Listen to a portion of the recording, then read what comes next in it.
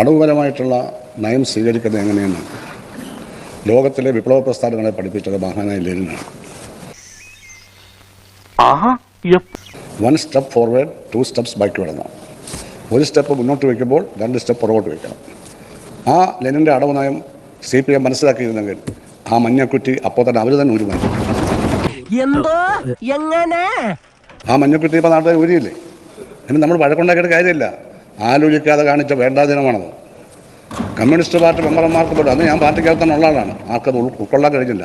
അതൊക്കെ കുറെ കേട്ടിട്ടുണ്ട്. ആ അടുക്കളയിൽ കൊണ്ടിടുക. ഒരു സ്ത്രീയെ, ഒരു ക്രിസ്ത്യൻ ലേഡിയാണ്, സഹിച്ചറിയാരുടെ വീടിന് അടുത്തുള്ള ലേഡിയാണ്. അവരാണ് സഹിച്ചറിയാരുമായിട്ട് ബന്ധപ്പെട്ട കാര്യമല്ല, അവർ വീടിന് അടുത്തുനിന്ന് ഞാൻ പറഞ്ഞുള്ളൂ. അവരെ കാലിൽ പിടിച്ചു വലിച്ച് കൊണ്ടുപോകുന്ന കഴിഞ്ഞ ദിവസം ടെലിവിഷനിൽ കാണിച്ചു. സാർ, ഇങ്ങനെയൊക്കെ ഒരു ഗവൺമെൻറ് അധികാരത്തിൽ വരുത്തില്ലാതിരിയായി. അങ്ങനെ ഒരു ഗവൺമെൻറ് തിരിച്ചു വരില്ല. അത് ലോകത്തിൻ്റെ ചരിത്രമാണ്. ആ തേണ്ടി RDPയുടെ തൊലി ഇരിക്കുകയാണ് ഉത്തമ. അതാ ഞാൻ പറഞ്ഞത്, 1 സ്റ്റെപ്പ് ഫോർവേഡ്, 1 സ്റ്റെപ്പ് മുന്നോട്ട് വെച്ചു.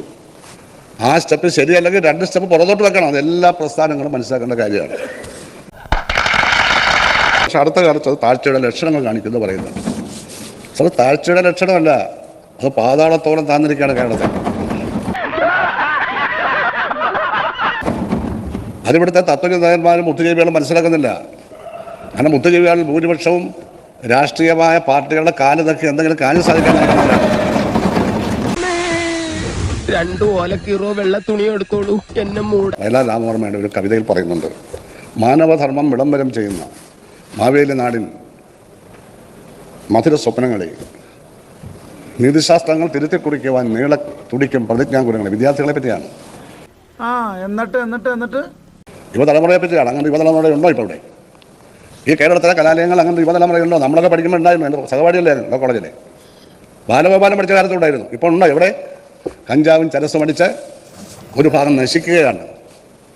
ഒരു കയ്യബദ്ധം നാറ്റിക്കരുത്. അപ്പോൾ വയലാറിൽ മുന്നപ്പുറയിലെയും രക്ഷാക്ഷണത്തിന് മുമ്പിൽ മൂത്രം ഒഴിക്കുന്ന ആൾക്കാർക്ക് ഇതുപോലെ അറിയോ?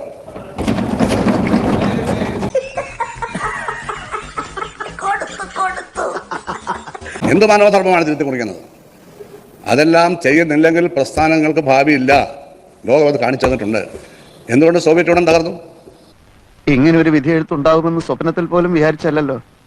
ഈ ഗവൺമെന്റ് അധികാരത്തിൽ ബന്ധപ്പെടുത്താൻ പൊതുജനങ്ങളുടെ മനസ്സിൽ ഒരു നല്ല അഭിപ്രായം വന്നു എന്നുള്ളത് പറയാൻ എനിക്ക് സന്തോഷമുണ്ടായിരുന്നു. ഞാൻ ജനങ്ങളുടെ ജീവിതമാണ്. ആരും എതിരൊന്നും പറയുന്നില്ല. മുഖ്യമന്ത്രിയെ പറ്റി തികഞ്ഞ ബഹുമാനവും സ്നേഹവും. ഒന്നാമത് സുഷ്മയുടെ വദനായി നല്ല എന്താ പറയുന്നത്, അങ്ങനൊരു മുഖ്യമന്ത്രി. അതുകൊണ്ട് എല്ലാവരും ആ തുടക്കമൊക്കെ വളരെ നന്നായിരുന്നു. ആ മഞ്ഞക്കുറ്റിയൊക്കെ മാറ്റിയത് ഈ കേരളത്തിൻ്റെ ചരിത്രമാണ് സാർ. നമുക്ക് റെയിൽവേ വേണം, അത് നമ്മുടേതായ തരത്തിൽ നമ്മൾ ചെയ്താൽ മതി.